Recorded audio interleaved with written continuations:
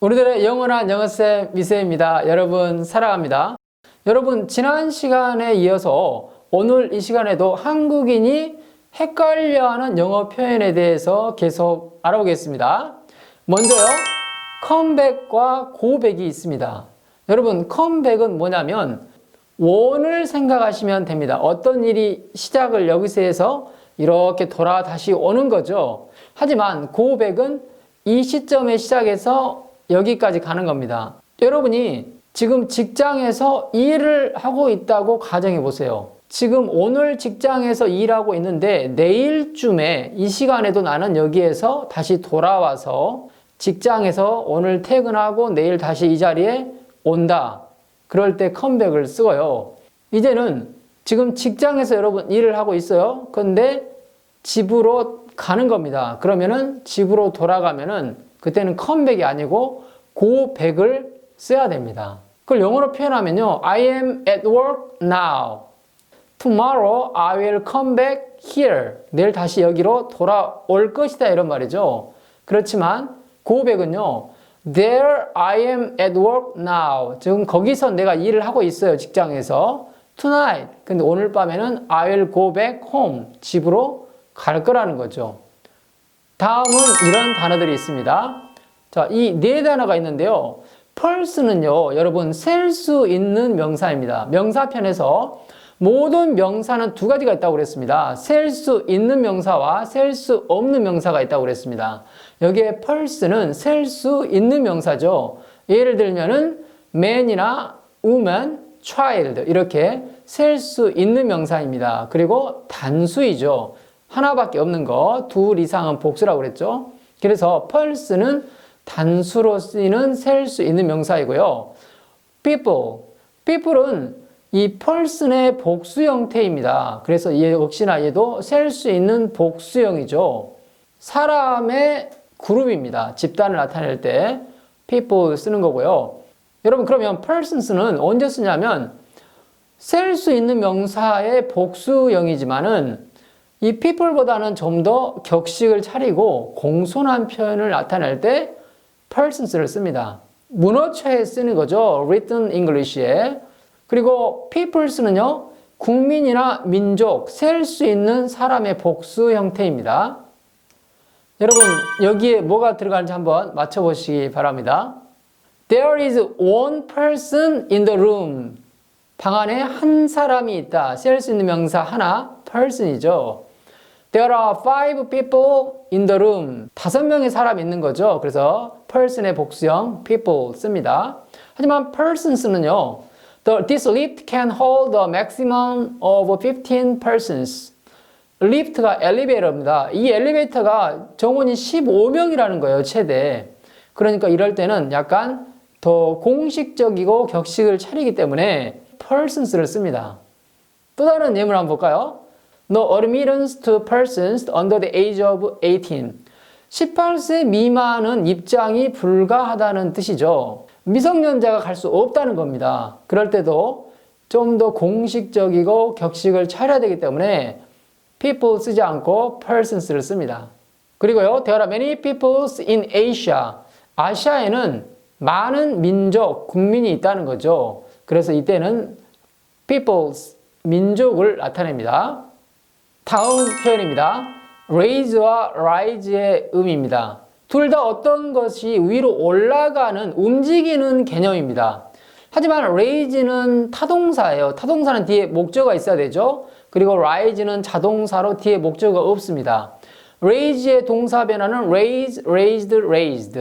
rise는 rise, rose, risen 이렇게 동사 변화가 되죠. 그러면 raise는요, 인위적으로 뭔가를 올리는 겁니다. 하지만 rise는 인위적이 아니라 그냥 자동으로, 저절로 올라가는 거죠.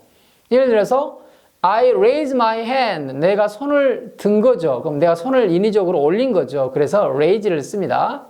자, 그리고요, The government plans to raise taxes. 정부가 세금을 올릴 계획이다 이런 말이죠. raise 다음에 taxes, 세금이 왔습니다. 세금을 정부가 인위적으로 올리는 겁니다. 그래서 rise가 아니라 raise를 써야 됩니다. 하지만 the sun rises at 6 a.m. 태양이 아침 6시에 뜬다는 태양이 자동으로 떠오르는 거죠.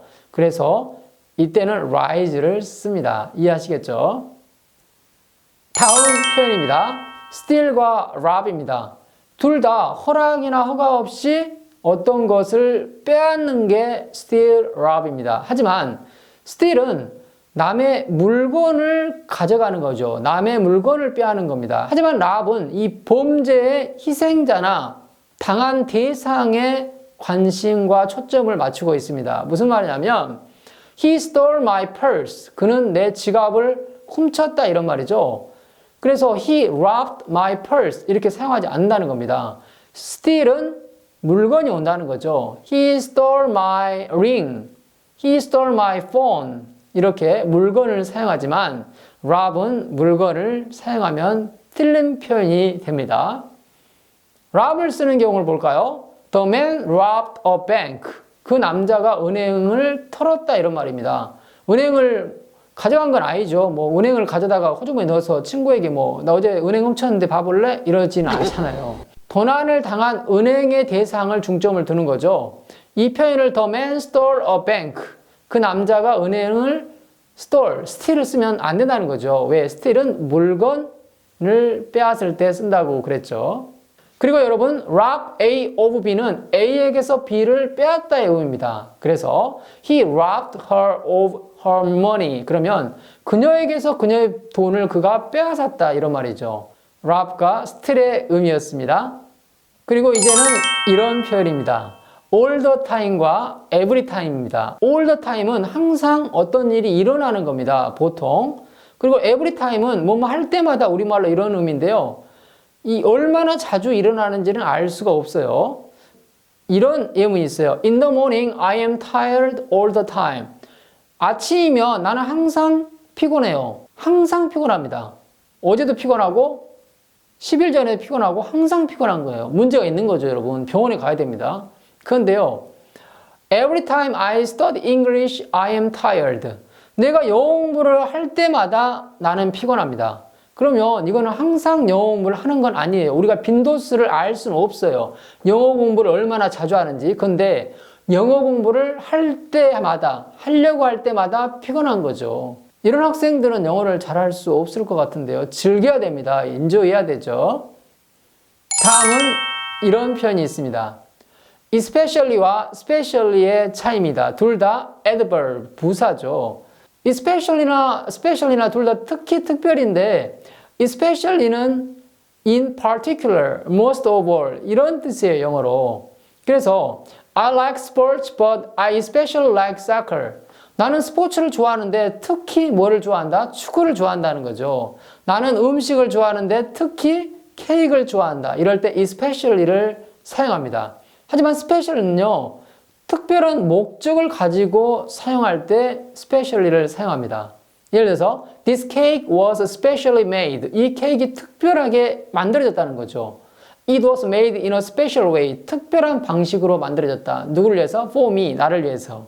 그러니까 특별한 방식으로 특별하게 만들어진 건 specially고요. 큰 덩어리 중에 특히 뭐를 좋아하다는 especially를 사용합니다.